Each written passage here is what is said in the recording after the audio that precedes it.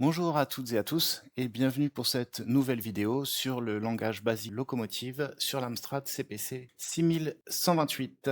Cette vidéo fait directement suite à la vidéo précédente consacrée aux conditions et à la génération de nombres aléatoires. Aujourd'hui, nous allons voir un petit peu plus en profondeur ce qu'on peut faire avec les tableaux. Mais avant tout, j'aimerais remercier toutes les personnes qui se sont abonnées et qui ont laissé des commentaires. Donc, merci Carl569D4Q, merci Ctrl Alt Sub 76, merci Eliabos. Et j'ai aussi eu un commentaire de Iregor qui fait également des vidéos sur la programmation en assembleur du ZX80 sur Amstrad CPC 6128, vidéo extrêmement intéressante, même si aujourd'hui je suis encore loin de ça. Avant de commencer, j'aimerais rebondir sur le commentaire de Germain Drouet 6153 qui m'avait fait une remarque sur la différence entre la déclaration de tableau de caractères et la déclaration de tableau de nombres. C'est vrai, j'ai fait un amalgame, donc avant de commencer le travail en profondeur sur les tableaux, j'aimerais corriger et éclaircir quelques points sur ce sujet. En langage basique locomotive, il existe deux types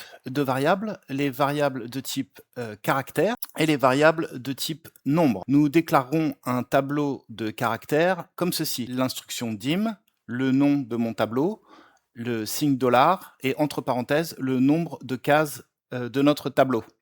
Pour déclarer un nombre, c'est exactement la même chose, sauf qu'on omettra de mettre le dollar à la fin du nom qu'on a donné à notre variable. Les tableaux de caractères ainsi déclarés pourront contenir donc des caractères, que ce soit des lettres majuscules, minuscules, des signes, et les tableaux de nombres contiendront donc des valeurs entre 0 et 255, qui soient des valeurs réelles, donc à virgule, ou des valeurs entières, des valeurs sans virgule. Il faut savoir que l'Amstrad CPC 6128 manipule des octets, des nombres binaires composés de 8 bits. À chaque caractère correspond un nombre entre 0 et 255. Il existe une table qu'on appelle table ASCII qui va donner les correspondances entre les caractères et leur code associé. ASCII est une norme internationale appliquée aux 4 coins du globe.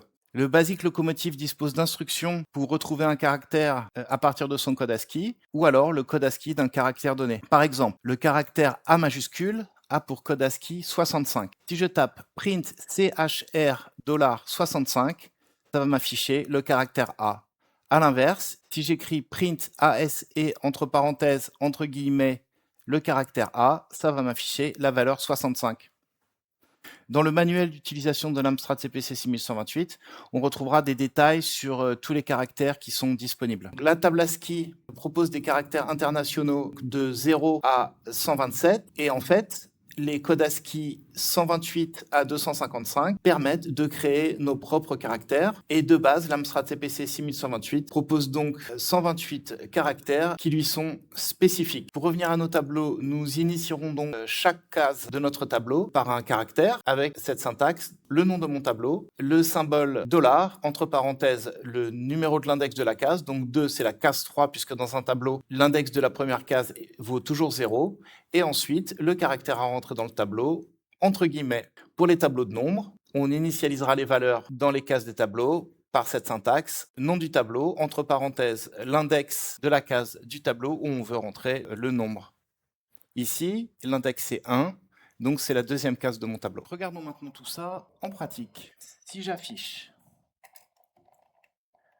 le caractère associé à la valeur 65, on voit bien que ça correspond à A. Et à l'inverse, si j'affiche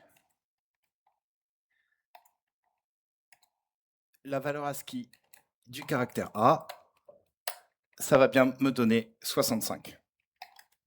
On peut faire un petit programme qui affiche les caractères associés dont les valeurs sont comprises entre, par exemple, 100 et 135. Donc for i égale à 100 to 135, je vais afficher le caractère correspondant donc à la valeur de i. Je vais mettre un petit point virgule pour qu'à chaque affichage, il n'y ait pas de saut de ligne. Donc tous les caractères seront affichés les uns derrière les autres. Je ferme ma boucle et je lance le petit programme. Donc la valeur 100 correspond au caractère D, la valeur 101 correspond au caractère E, la valeur 102 correspond au caractère 3, etc. Et à partir de 127, on voit les caractères spéciaux proposés et spécifiques à l'Amstrad. Donc voyons voir concrètement comment ça se passe.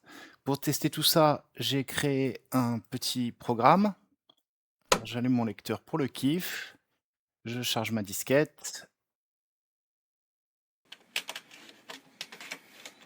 Juste pour le bruit. Et je vais charger mon programme.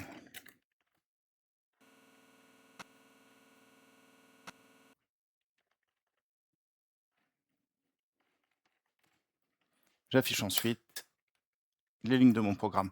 Alors, le programme était en train de défiler et j'ai arrêté le défilement avec la touche échappe. Si je réappuie une fois sur la touche échappe, je sors directement du défilement de l'affichage du programme. Voilà. Parce qu'à partir d'un certain nombre de lignes, donc plus de 25 lignes, les lignes supérieures vont être écrasées par les lignes inférieures, ce qui rend assez compliqué la lecture et les recherches dans un programme. Je vais refaire défiler mon programme, je vais l'arrêter en appuyant sur échappe, et si j'appuie sur n'importe quelle touche, le défilement reprend.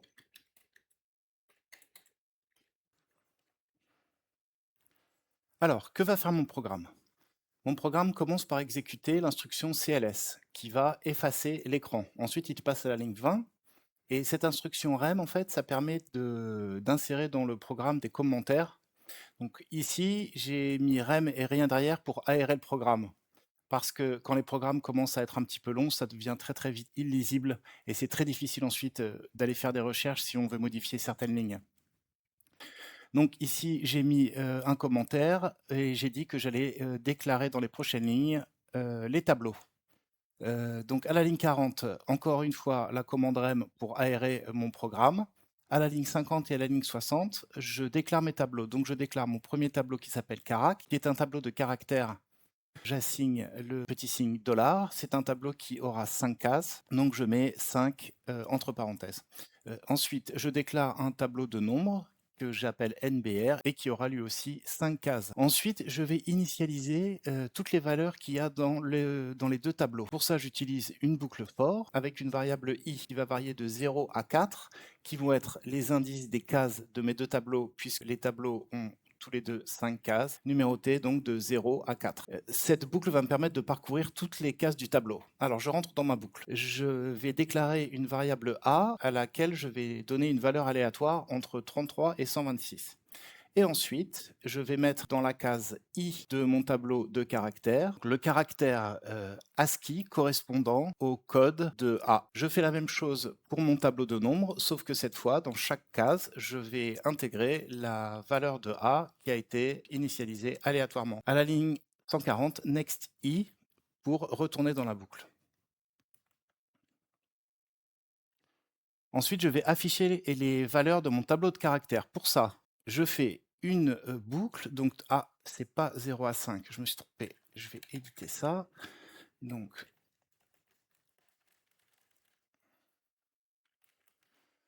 voilà, mon tableau a 5 cases effectivement, mais par contre, elles sont numérotées de 0 à 4. Il y a des options pour la commande liste, par exemple, si je fais liste 190 avec un tiret derrière, ça va m'afficher mon programme à partir de la ligne 190 et jusqu'à la fin de mon programme. En ligne 190, je crée une boucle for qui va parcourir toutes les cases de mon tableau. Et j'affiche la valeur qu'il y a dans la case i de mon tableau de caractères et next i pour boucler. Ensuite, je vais afficher les valeurs qu'il y a dans mon tableau de nombres NBR. Je vais déjà afficher valeur du tableau de nombres et ensuite, je recrée une boucle for qui va parcourir toutes les cases de mon tableau de 0 à 4, de 1 en 1, et j'affiche toutes les valeurs qu'il y a dans mon tableau à la case, et je rentre dans la boucle.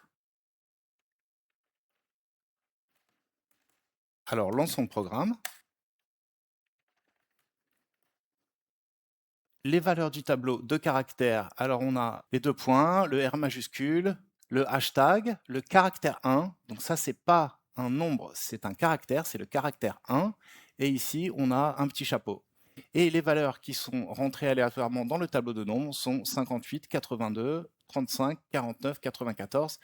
Ces valeurs sont, elles, des nombres et non pas des caractères. Si je relance le programme, donc j'aurai d'autres caractères et d'autres nombres générés aléatoirement. Maintenant que nous avons créé nos deux tableaux, essayons de faire quelques petits tests. Donc dans un premier temps, je vais essayer de mettre dans la troisième case de mon tableau de caractères un nombre. Ah, donc là, l'Amstrad me renvoie un message d'erreur de type mismatch. En fait, il m'indique que le nombre ne peut être rentré dans le tableau caract parce que ce tableau est un tableau de caractères. Ok. Essayons maintenant de rentrer un caractère dans mon tableau de nombres.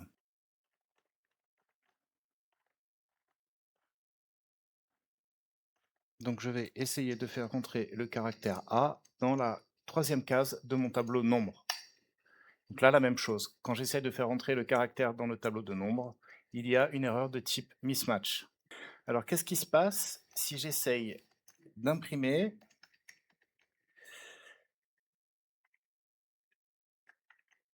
la deuxième case de mon tableau carac, mais sans mettre le petit signe $? Ça m'affiche 0. Ok, très bien. A priori, c'est un nombre que ça m'affiche. Essayons maintenant de rajouter le petit signe $ et d'imprimer la valeur de la case 4 de mon tableau nombre. Et ça m'affiche rien du tout, donc pas de message d'erreur, mais rien ne s'affiche à l'écran. Je vais maintenant essayer d'écrire un petit programme où j'initialise une variable de type caractère avec le caractère 1, une variable de type caractère à qui je vais assigner la valeur du caractère 1, et je vais essayer d'imprimer la somme de ces deux caractères. Et ça me donne 11. Jean-Claude Van Damme avait raison. Ou peut-être que 1 plus 1 égale 11. Et ça, c'est beau.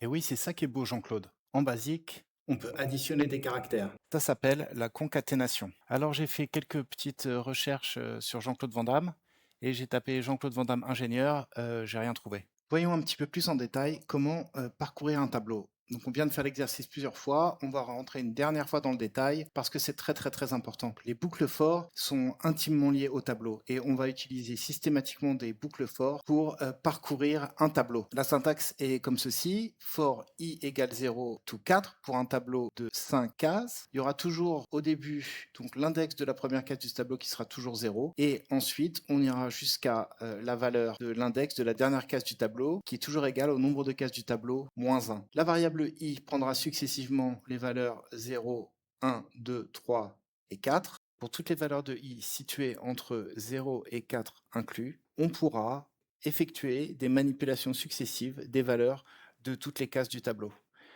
Donc on pourra par exemple imprimer toutes les cases du tableau en mettant print NBRI. On pourra mettre toutes les cases du tableau à 8 avec la syntaxe NBRI égale 8. On pourra ajouter 5 à toutes les cases du tableau avec la syntaxe NBRI égale à NBR de I plus 5. Donc i prenant successivement toutes les valeurs entre 0 et le nombre de cases du tableau moins 1. Une fois que i devient supérieur à 4, donc à l'index de la dernière case du tableau, à ce moment-là, on sort de la boucle et on continue d'effectuer le programme. Voyons voir maintenant comment saisir des valeurs dans les cases d'un tableau qu'on va créer. Reprenons le tableau de notes d'une des vidéos précédentes. Alors on a vu qu'on pouvait rentrer des valeurs dans les cases de notre tableau par deux façons. Manuellement en rentrant les valeurs dans chaque case une par une. On a pu aussi rentrer des valeurs avec une boucle for de façon aléatoire avec l'instruction RND. C'est une façon de pouvoir rentrer les valeurs dans un tableau manuellement par saisie clavier. J'ai écrit un petit programme qui va pouvoir faire ça. Donc en ligne 10, entrée de mon tableau, je vais déclarer un tableau qui s'appelle note, donc de nombre, qui aura 5 cases. Ensuite, avec une boucle for, donc de i égale 0 à 4, donc les index des cases de mon tableau. En ligne 30, l'instruction input qui sert à demander à l'utilisateur d'entrer une valeur. Donc en ligne 30, input, je peux mettre un message qui est facultatif. Là, j'ai mis entrer la valeur dans la case, point virgule, et ensuite, je vais rentrer la valeur saisie par l'utilisateur dans la case d'index i de mon tableau. Et je reboucle. Voyons voir ce que ça donne. Donc, il me demande de rentrer la valeur dans la première case. La première note, c'était 8. La deuxième note, c'était 12. La troisième note, c'était 5. La quatrième note, c'était 18. Et la cinquième note, c'était 14. Donc maintenant, on va écrire une petite instruction pour afficher les notes de notre tableau. Donc for i égale 0, 4. Step 1. Je vais afficher mes notes. Next i.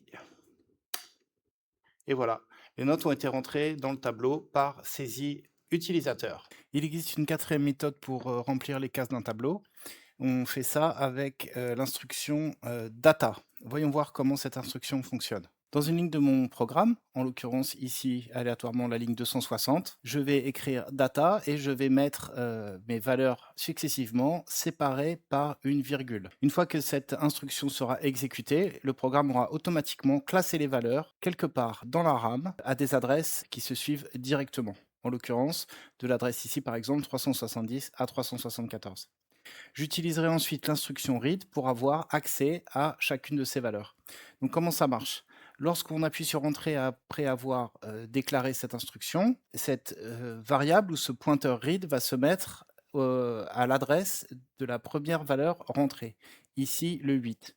Et ensuite, on va pouvoir communiquer cette valeur à une variable qu'on aura créée avec la syntaxe read a. A prend la valeur de l'adresse pointée par read, donc au tout début 360. Elle remplit la variable a avec la valeur située à l'adresse 370 et directement le pointeur read va passer à l'adresse suivante. Donc on va faire une boucle for, utiliser ce pointeur read pour remplir notre tableau avec les valeurs stockées dans la mémoire RAM grâce à la commande data. Une fois que la boucle for sera terminée, on aura notre pointeur read qui sera au niveau de l'adresse 177 parce qu'il aura parcouru toutes les adresses de la mémoire RAM qui contiennent mes 5 valeurs. Pour le remettre au niveau de la première adresse, on écrira restore suivi du numéro de ligne à laquelle on a utilisé l'instruction data. Alors, voyons voir ce que ça donne en pratique. Je raffiche les lignes de mon programme et je vais créer à la ligne 50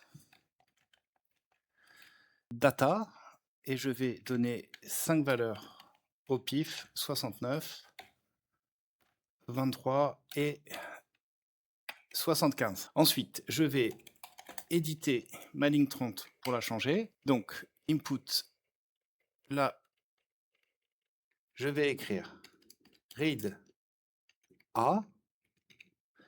Donc, ça va mettre dans une variable a que je viens de créer la valeur pointée par le mot-clé read.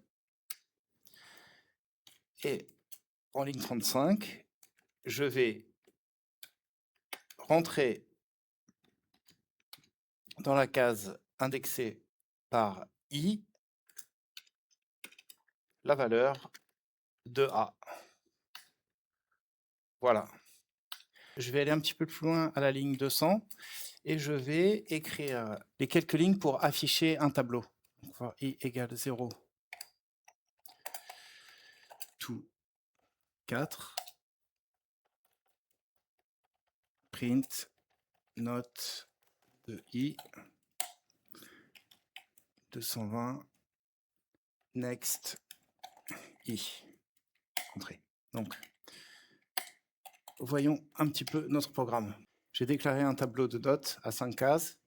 Ensuite, pour chaque case, je rentre dans une variable a la valeur pointée par read. Et ensuite, j'alloue cette valeur dans le tableau indexé par la valeur de i. En ligne 50, avec l'instruction data, j'enregistre dans la mémoire RAM ma succession de valeurs que je veux rentrer dans mon tableau. Ensuite, de la ligne 200 à 220, j'affiche le contenu des cases de mon tableau. Et voilà, on voit bien que les valeurs de data ont été rentrées dans mon tableau.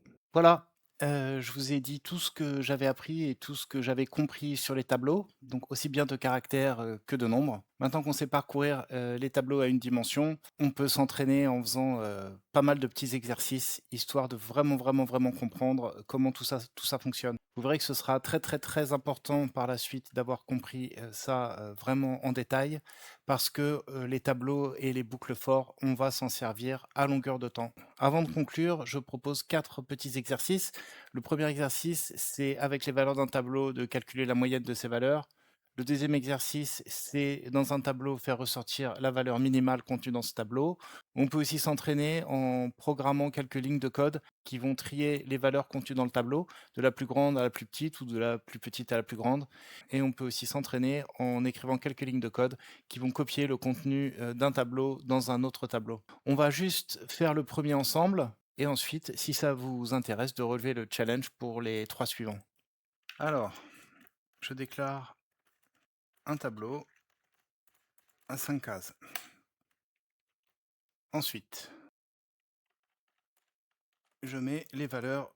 Alors, on va mettre la note de 12, de 16, de 2, de 3, de 10 et de 11. Ah, de 10, voilà, 5 valeurs.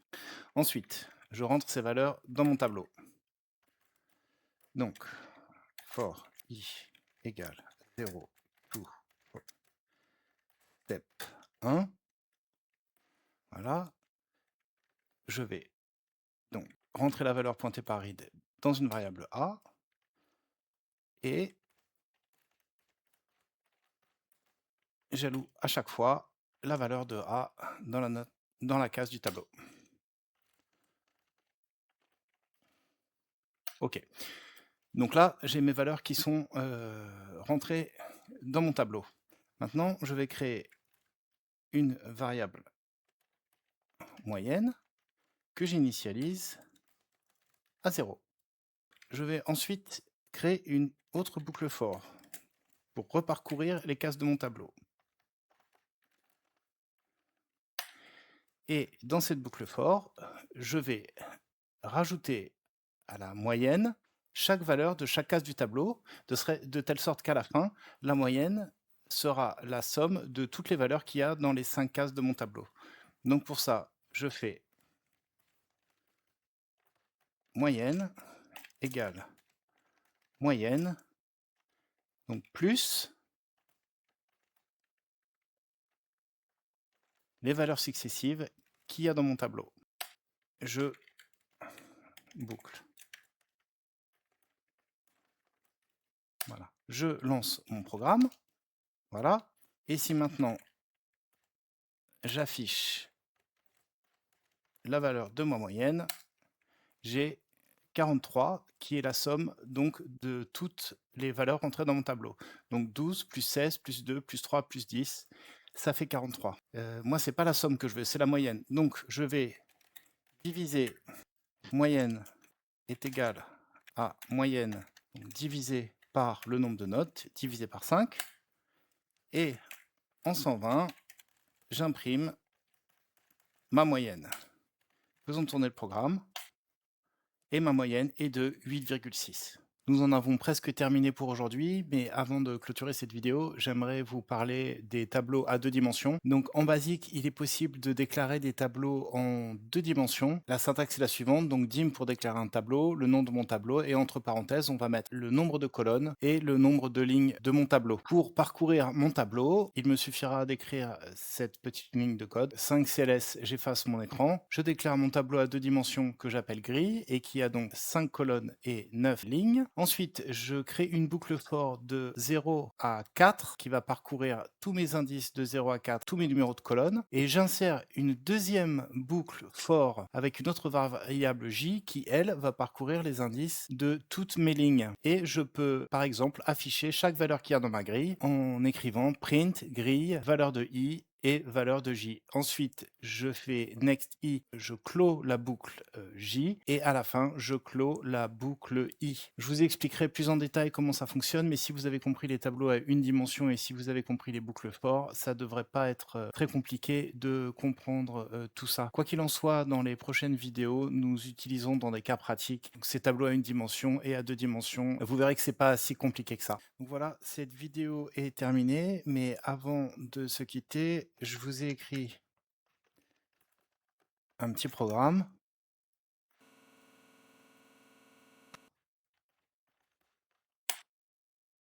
Voilà, je vous laisse regarder ça quelques instants. Il y a une nouvelle instruction qui est locate. En fait, locate, ça permet juste de placer un caractère quelque part spécifiquement sur l'écran avec les coordonnées X et Y qui correspondent au nombre de lignes et au nombre de colonnes. On verra ça en détail dans la prochaine vidéo. Merci beaucoup. À plus.